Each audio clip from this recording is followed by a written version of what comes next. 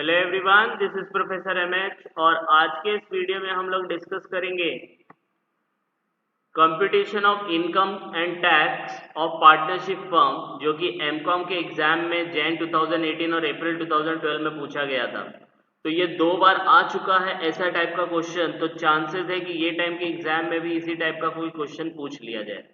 तो क्वेश्चन कुछ इस तरीके से है कि the following is the profit and loss account of XYZ company, a partnership firm for the year ending 31st March 2022 is as follows। ये देखो आपको दिया गया है एक प्रॉफिट एंड लॉस अकाउंट और कुछ एडजस्टमेंट दिए गए हैं। Other expenses not deductible under section 36 37। फिर बोला गया डेप्रिसिएशन एज पर सेक्शन इतना। फिर बोला गया all the condition of section 40B are satisfied. फिर आपको बोला गया compute is total income and tax liability. तो आपको इसका टोटल इनकम और टैक्स लायबिलिटी निकालना है। तो इसको सॉल्व करने के लिए हम लोग सबसे पहला क्या करेंगे, इसका फॉर्मेट बना लेंगे। तो फॉर्मेट कुछ दिया गया है कुछ इस तरीके का आपको बनाना है। सबसे पहले लिखना है पार्टी का नाम। तो पार्टी का नाम आपका है मिस्टर XYZ, या जो भी नाम रहेगा वो आपको लिखना है। यहाँ पे XYZ है। फिर आपको लिखना है प्रीवियस ईयर और असेसमेंट ईयर। तो जो भी प्रीवियस ईयर असेसमेंट ईयर आपको एप्लीकेबल होगा, तो हमारे लिए एज ऑफ नाउ इस एग्जाम के लिए ये प्रीवियस ईयर एप्लीकेबल है। और क्या निकालना है वो लिखना है कंप्यूटेशन ऑफ टोटल इनकम। ठीक है, ये करने के बाद आपको यहाँ पे चेक करना है क्वेश्चन में फिर कि भाई आपका क्वेश्चन में प्रॉफिट एंड लॉस दिया है कि रिसिप्ट और पेमेंट दिया है। तो यहाँ पे आपको ये दिया गया है कि भाई PNL दिया है। आपको PNL दिया है तो इसका जो फॉर्मेट होगा वो थोड़ा चेंज हो जाएगा। फॉर्मेट कैसे होगा, फॉर्मेट अब आपको बनाना पड़ेगा किस तरीके से, ये पर्टिकुलर अमाउंट आपको लिखना पड़ेगा हर एक क्वेश्चन में जब भी आप ये सॉल्व करेंगे। इसके बाद जो स्टार्टिंग पॉइंट होगा वो होगा नेट प्रॉफिट का।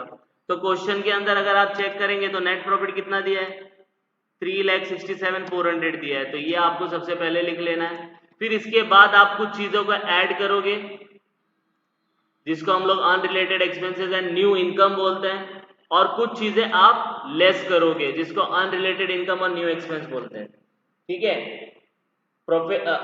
ऑफिशियली इसको कुछ और कहा जाता है, लेकिन मैं आपको समझाने के लिए इसको इस तरीके से याद रखने के लिए बता रहा हूं कि आपको यहाँ पे लिखना है अनरिलेटेड एक्सपेंस ऐड करना है और न्यू इनकम को ऐड करना है, और अनरिलेटेड इनकम को लेस करना है और न्यू एक्सपेंस को लेस करना है। बोलेंगे लॉजिक क्या है सर? लॉजिक ये है कि हम लोग निकाल क्या रहे हैं, बिजनेस प्रोफेशन की इनकम निकाल रहे हैं। अब बिजनेस प्रोफेशन की इनकम निकालेंगे तो ऐसा कोई एक्सपेंस जो बिजनेस को रिलेट ही ना हो तो उसको ऐड करने का क्यों आपने माइनस किया, गलत माइनस हो गया। और अगर कोई नई इनकम आई बिजनेस के अंदर तो आपको वो इनकम को ऐड करना होगा। सेम वे में अनरिलेटेड इनकम, आपकी बिजनेस की इनकम है ही नहीं तो आपने ऐड क्यों किया, गलत हो गया, तो उसको लेस करने का। और न्यू एक्सपेंस होगा कि आपने कोई स्किप कर दिया हो, न्यू एक्सपेंस नहीं आया था, आपको बाद में पता चला, तो आप उसको लेस कर सकते हो। आई बात समझ में? अब क्वेश्चन को रीड करेंगे, क्वेश्चन को रीड करने पे आपको समझ में आएगा कि इसको सॉल्व कैसे करना है। तो सबसे पहला जो क्वेश्चन आपको दिया है यहाँ पे देखो ये सब दिया है। तो स्टार्ट कैसे करने का, क्रेडिट साइड से करने का। स्टार्ट कैसे करने का, क्रेडिट साइड से। तो क्रेडिट साइड में अगर आप देखोगे तो आपको दिया है सेल्स, फिर दिया है gross rent from house property. तो ये इनकम है और ये एक्सपेंस है। ये क्या है, एक्सपेंस है। तो अब इनकम में देखो सेल्स, क्या बिजनेस का इनकम में सेल्स आता है? यस। अरे बिजनेस तो सेल्स पे डिपेंड होता है। तो ये 26 लाख को आपको कुछ नहीं करना है। क्यों? क्योंकि ये 26 लाख ऑलरेडी इसके अंदर इनकॉर्पोरेटेड है। लेकिन देखो दूसरा देखो, gross rent from house property, house property से इनकम आ रहा है तो थोड़ा आपका बिजनेस है, बिजनेस थोड़ी है आपकी। तो इसको क्या करेंगे, 1,20,000 आपकी अनरिलेटेड इनकम हो गई। तो अनरिलेटेड इनकम में जाने का, लिखने का रेंट फ्रॉम हाउस प्रॉपर्टी और अमाउंट को इनर कॉलम में लिख देने का लेस 1,20,000। क्योंकि ये इनकम आपकी बिजनेस की थी नहीं तो आपने गलत लिख दिया, उसको आप income from business, income from house property में लिखो, यहां लिखने की जरूरत नहीं है। आई बात समझ में? तो ये वाला पार्ट हो गया, ये दोनों पार्ट हो गया। ठीक है, अब एक्सपेंस पे आते हैं। अब एक्सपेंस में आप चेक करने का क्या ऐड करेंगे, अनरिलेटेड एक्सपेंसेस को ऐड करेंगे। तो unrelated cost of goods sold, क्या ये खर्चा बिजनेस का होता है? यस। अरे जब आप गुड्स को बेच रहे हो, सेल कर रहे हो, तो उसको खरीदने का खर्चा होगा कि नहीं होगा? तो वो सब भी आपका बिजनेस का रिलेटेड है, तो इसको टच नहीं करने का 18 लाख को, छोड़ देने का। आप बोलेंगे सर छोड़ना क्यों है? कि छोड़ना इसलिए है बच्चा, क्योंकि ये 3,67,400 के अंदर ऑलरेडी ये सब का इन्वॉल्वमेंट है। हम लोग को जो इन्वॉल्वमेंट नहीं है उसको निकाल के बाहर करना है। नेक्स्ट देखो क्या है, municipal taxes of house property. अरे बाप रे, आपने ये एक्सपेंस इधर क्यों लिख दिया? ये तो इस इनकम से रिलेटेड है, तो ये इनकम को आपने लेस, ये एक्सपेंस को आपने लेस किया ना, तो गलत लेस हो गया, तो इसलिए इसको क्या करने का, ऐड कर देने का। इसलिए देखो पहला दिया है municipal taxes of house property, inner column में लिखने का 30,000। समझ में आया? सेम वे में आपका दूसरा एक्सपेंस क्या है, सन्ड्री एक्सपेंस। सन्ड्री एक्सपेंस मतलब छोटा मोटा एक्सपेंस, अदर एक्सपेंस छोटा मोटा है, ये बिजनेस में छोटे मोटे एक्सपेंस लगे रहते हैं, तो सन्ड्री एक्सपेंस है, इसको कुछ नहीं करने का। अदर एक्सपेंस को भी कुछ नहीं करने का, लेकिन अदर एक्सपेंस पे देखो एडजस्टमेंट है। मैंने आपको बताना भूल गया कि स्टार्ट करने से पहले ये जितने आइटम है उसको टिक मार्क कर लेने का। तो अदर एक्सपेंस, डेप्रिसिएशन, और ये 40B क्या है इसको भी मैं एक्सप्लेन करूंगा, जिसके अंदर ये दोनों आते हैं। ठीक है, तो ये वाला हो गया, ये वाला हो गया, ये वाला हो गया। अब देखो 1,35,000 अदर एक्सपेंस बिजनेस का खर्चा होता है, यस होता है, लेकिन अदर एक्सपेंस में बोला 12,000 is not deductible under section 36 and 37। अब बोलेंगे सर सेक्शन 36 37 क्या होता है?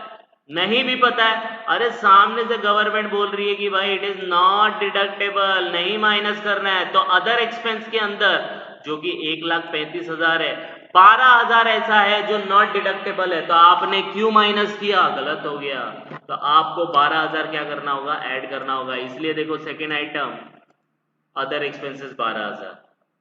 आ रही है बात समझ में? यस और नो? तो इस तरीके से करना है। नेक्स्ट क्या दिया है आपका, नेक्स्ट है आपका इंटरेस्ट। इनको बाद में करते हैं, सबसे पहले डेप्रिसिएशन जो इजी है वो कर लेने का। डेप्रिसिएशन आपने कितना माइनस किया, 45,500। अब 45,500 आपने माइनस किया, डेप्रिसिएशन में कितना बोलता है, 31,500 माइनस करने को बोलता है।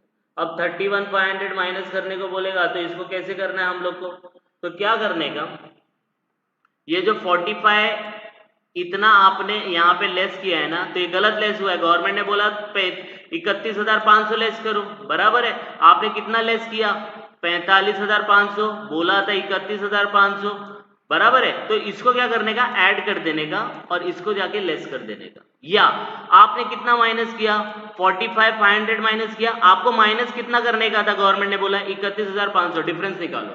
तो डिफरेंस कैसे निकलेगा, 45,500 माइनस 31,500, मतलब 14,000 आपने ज्यादा माइनस किया है। 14,000 आपने क्या किया है, ज्यादा माइनस किया है, तो 14,000 को क्या करने का, गलत हो गया है, 14,000 को ऐड कर दो। समझ में आया? अगर ये 14,000 नहीं समझ में आता है तो क्या करने का पता है, इधर पे लिखने का 4500, कितना लिखने का यहाँ पे 45,500, यहाँ पे 45,500 लिखने का, और नीचे जाके एक और लाइन लिख देने का डेप्रिसिएशन, डेप्रिसिएशन करके, और वहां पे लिखने का 31,500। आ रही है बात समझ में? दोनों तरीका सेम है, दोनों तरीके का नेट इफेक्ट बराबर आएगा, आप लोग उसको कर सकते हो। आई बात समझ में? लेकिन हम लोग यहाँ पे ये नहीं करेंगे, डायरेक्टली कर लेते हैं 14,000। ठीक है, तो इस तरीके से होगा। तो डेप्रिसिएशन हम लोग 14,000 यहाँ पे ऐड कर देंगे, यहाँ पे लिख के, ये हो गया। अब बचा क्या, ये तो नेट प्रॉफिट तो ले लिया था, तो ये भी हो गया, ये भी हो गया, ये भी हो गया, ये भी हो गया, ये भी, ये भी, ये भी, बचा क्या, ये दो। तो ये दो बच्चा हम लोग क्या कर रहे हैं, फॉर्म का कंपटीशन कर रहे हैं, पार्टनरशिप फॉर्म को निकाल रहे, बराबर है। अब पार्टनरशिप फॉर्म को निकालेंगे तो एक सेक्शन आता है, जिस सेक्शन का नाम है 40B। क्या है, 40B। तो इन्होंने क्या बोला है, 40B का कंडीशन सेटिस्फाई हुआ है। 40B में दो है, और भी बहुत सारे हैं, लेकिन एक कहता है इंटरेस्ट और दूसरा होता है रेम्यूनरेशन। रेम्यूनरेशन मतलब सैलरी वैलरी, रेम्यूनरेशन। तो इंटरेस्ट गवर्नमेंट ने बोला है अंडर सेक्शन 40B 12% अलाउड है, तो ये कितना परसेंट दिया है यहाँ पे, 10%। तो विद इन लिमिट है ना, विद इन लिमिट है कि नहीं है? तो गवर्नमेंट ने बोला था 12, आपने कितना माइनस किया, 10, तो बराबर है, तो इसका नेट इफेक्ट नहीं आएगा, क्योंकि ये प्रॉपर आपने लिखा है। जब पीएनएल देगा ना, तो जो चीज प्रॉपर लिखी होती है उसको टच नहीं करने का। तो ये सेल्स प्रॉपर था, इसको टच नहीं किया। इसका और लॉजिक समझना है तो ऑलरेडी मैंने लिंक में इसका डिस्क्रिप्शन दे दिया है कि जब पीएनएल होगा तो कैसे सॉल्व करना है, वो आप लोग देखेंगे तो आपको और ग्रिप आ जाएगा। अब क्या बचा रेम्यूनरेशन। अब रेम्यूनरेशन है पार्टनर का, तो गवर्नमेंट ने 40B के अंदर उसका कुछ रूलिंग बताया। क्या रूलिंग बताया देखते हैं। सबसे पहला क्या करने का, अगर रूलिंग है तो रूलिंग के हिसाब से जितना आएगा तो हम लोग को प्रॉब्लम हो सकता है। तो क्या करने का, पहले उसका रूल क्या है, वर्किंग देखो यहाँ पे बताया। सबसे पहला, अगर फर्म में लॉस है तो मैक्सिमम आपको कितना अलाउड है, 1.5 लाख। तो आपके इस यहाँ पे कोई लॉस नहीं है, इनकम ही है, तो इसलिए यहाँ पे 0 आ जाएगा। गवर्नमेंट ने क्या बोला 40B के अंदर, 40B में क्या बोला है कि आपको, ये स्मॉल b है, आपको अगर लॉस है फर्म में तो 1.5 लाख तक हम रेम्यूनरेशन अलाउड करेंगे। तो यहाँ पे तो लॉस नहीं है, प्रॉफिट है। आई बात समझ में, प्रॉफिट है तो प्रॉफिट है तो ये 0 हो गया। फिर क्या बोला, अगर प्रॉफिट होगा तो पहले 3 लाख के प्रॉफिट पे, बुक प्रॉफिट पे आपको 1.5 लाख या 90% ऑफ द बुक प्रॉफिट वो निकालना है।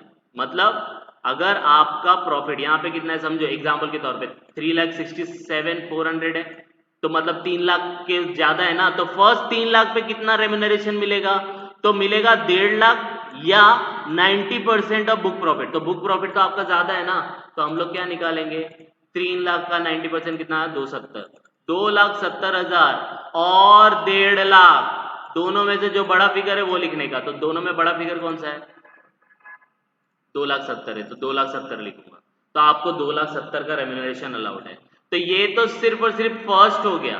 बाकी अगर 3 लाख के ऊपर भी है ना यहाँ पे और भी इनकम है, तो 3 लाख के ऊपर जो भी रहेगा तो उसके ऊपर कितना आएगा, 60% रेम्यूनरेशन अलाउड है। अब सबसे पहला आप बोलेंगे सर ये बुक प्रॉफिट कैसे आएगा, तो बुक प्रॉफिट का मतलब क्या होता है, ये जो नेट प्रॉफिट दिया होगा ना, इसके अंदर जो रेम्यूनरेशन होगा ना उसको ऐड कर देने का बस। तो 3,674 प्लस 1,80,000, तो अगर आप इसको ऐड करेंगे तो कितना आएगा, 3,674 प्लस 1,80,000 कितना आता है, कितना आता है 5,47,400 बराबर है। तो ये चीजें हम लोग ऐड कर देंगे तो कितना हो गया,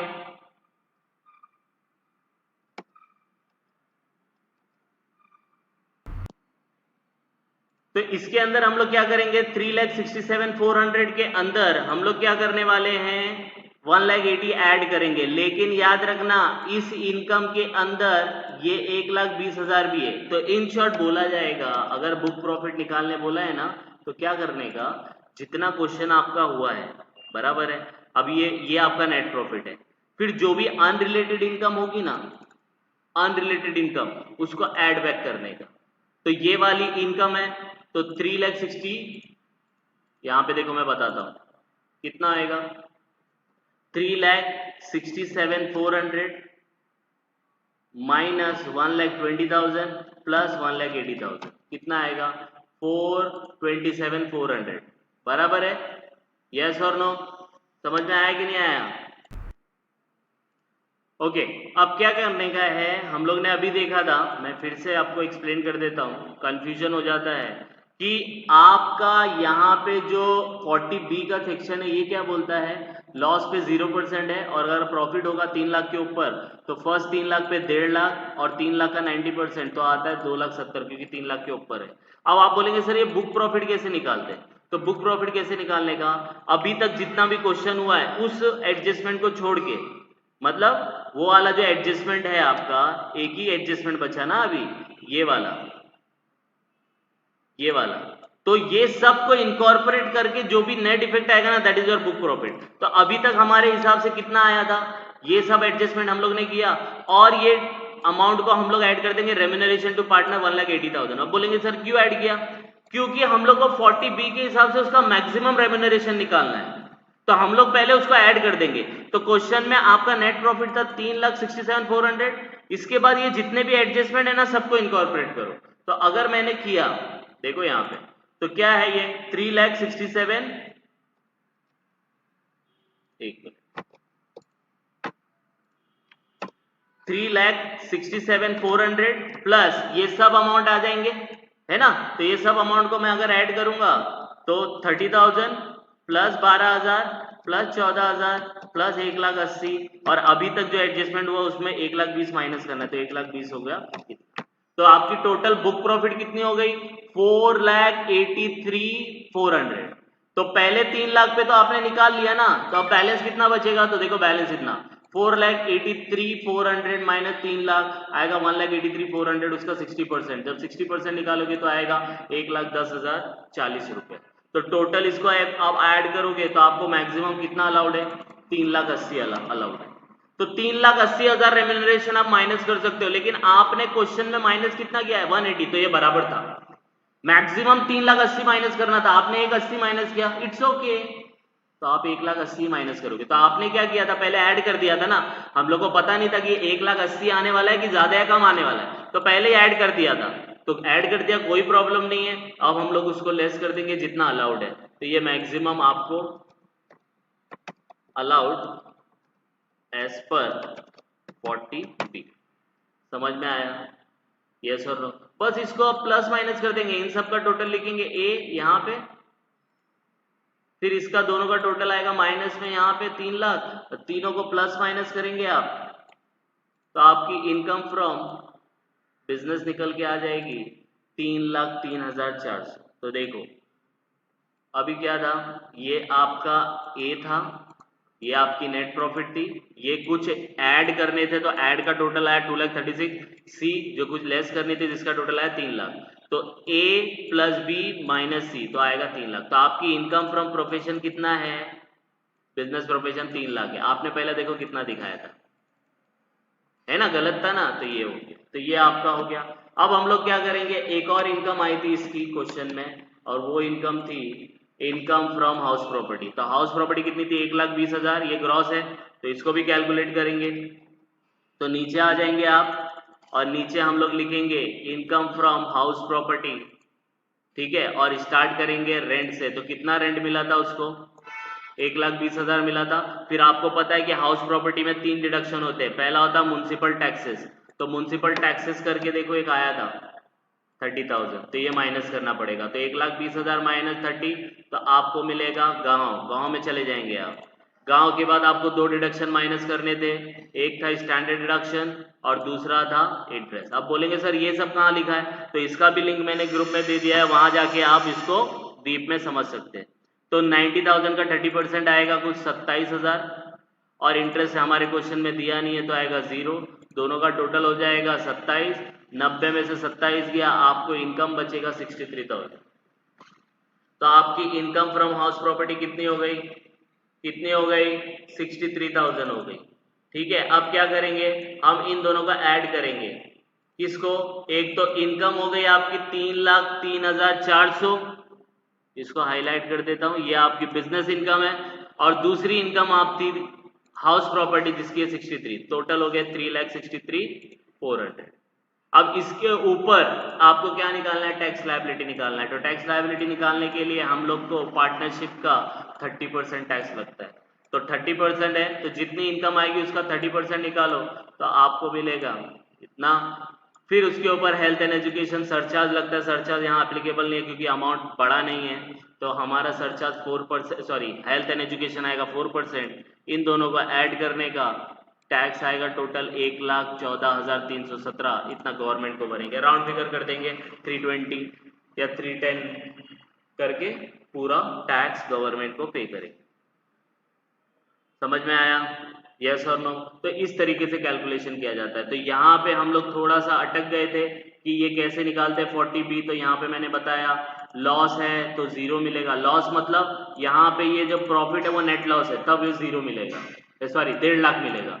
फिर आपका जितना भी बुक प्रॉफिट होगा, बुक प्रॉफिट को निकालने के लिए मैंने अभी बताया जितने भी एडजस्टमेंट सब एडजस्ट करो, और जो रेम्यूनरेशन दे रहे हो उसको भी ऐड कर दो, और जो भी बुक प्रॉफिट आएगा उसके ऊपर पहले 3 लाख के ऊपर 90% और 1.5 lakh whichever is higher, और बैलेंस पे 60% याद रखना।